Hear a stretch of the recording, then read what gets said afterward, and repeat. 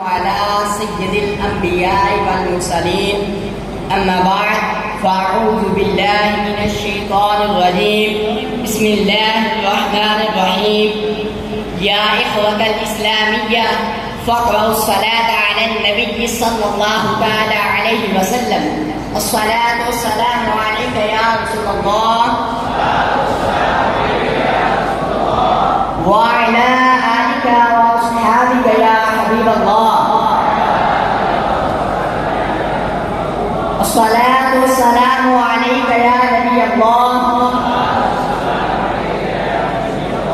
وعلى آلك وأصحابك يا نبي الله قال رسول الله صلى الله عليه وسلم من صلى عليك مرة صلى الله عليه عشرة ومن صلى عليك عشرة صلى الله عليه 100 ومن صلى عليك 100 كتب الله بين عينيه براءة من النفاق وبراءة من النار وأسكنه يوم القيامة مع الشهداء. صلوا على الحبيب. حديثنا أيها الإخوة المسلمون عن الإمامة الكبيرة دليل القدر والمكانة. أنا أبين لكم أن تعرف الإمام أحمد رحمة الله تعالى عليه. إنه إمام المتكلمين وقائد المبتدئين وفخر الإسلام والمسلمين وتاج المحدثين وفخر الإسلام والمسلمين ومجدد الدين والملة العلامة الإمام أحمد رحمة الله تعالى عليه. ولد الإمام أحمد رحمة الله تعالى عليه يوم الاثنين في شهر شوال المقرن بمدينة بريلي في محلها التسولي بالهند اسمه التاريخ ابن المختار.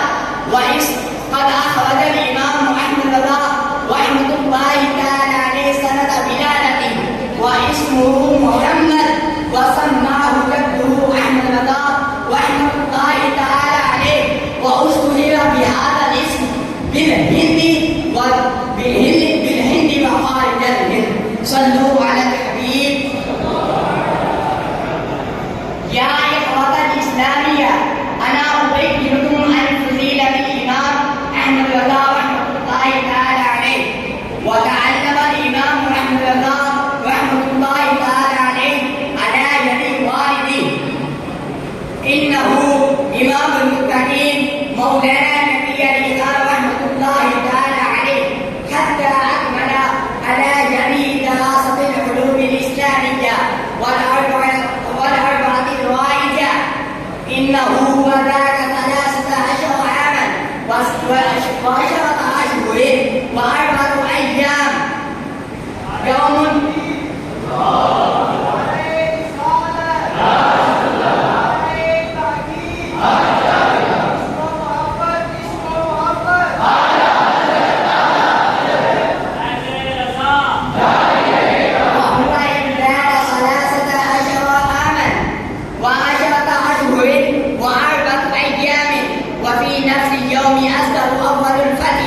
ونال إجازة الإفتاء عن أبيه وفضل إليه والد المالك رحمة الله تعالى عليه مسؤوليات الإفتاء كلها واستمر في الإمام إلى أن مات رحمة الله تعالى عليه. صلوا على الحبيب. يا إخوة الإسلامية أنا أبينكم عن جديد فضيلة الإمام أحمد رحمة الله تعالى عليه. ويقول الشيخ الإمام رحمة الله تعالى عليه لو شق قلبي وجعل نصفين كان مكتوب في الأول محمد صلى الله تعالى عليه وسلم وفي الثاني مكتوب رسول الله. ويقول الشيخ الإمام أحمد رحمة الله تعالى عليه لو شق قلبي وجعل نصفين كان مكتوب في الأول لا إله إلا الله وكان في المكتوب الثاني محمد رسول الله صلى الله عليه وسلم. صلوا على الحبيب. يا إخوة الإسلامية أنا أبينكم عن كرامة الإمام أحمد رحمة الله تعالى عليه. ومن كرامته قصته مع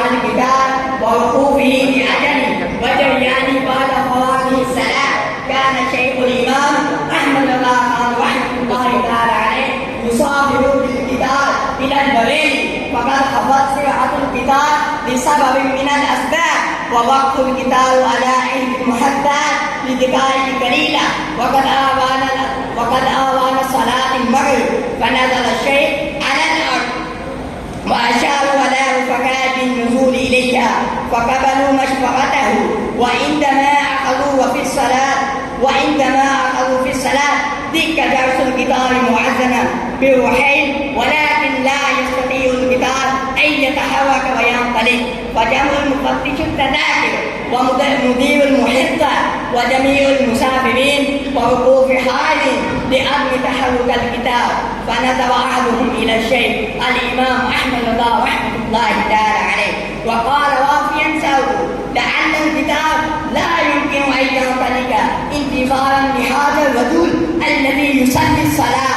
فلما فرغ الشيخ الإمام أحمد رضا رحمة الله تعالى عليه من صلاته ووقف على القتال وإن ترك القتال فمن كان الله كما يريد يكون كل شيء له كما يريد. صلوا على الحبيب.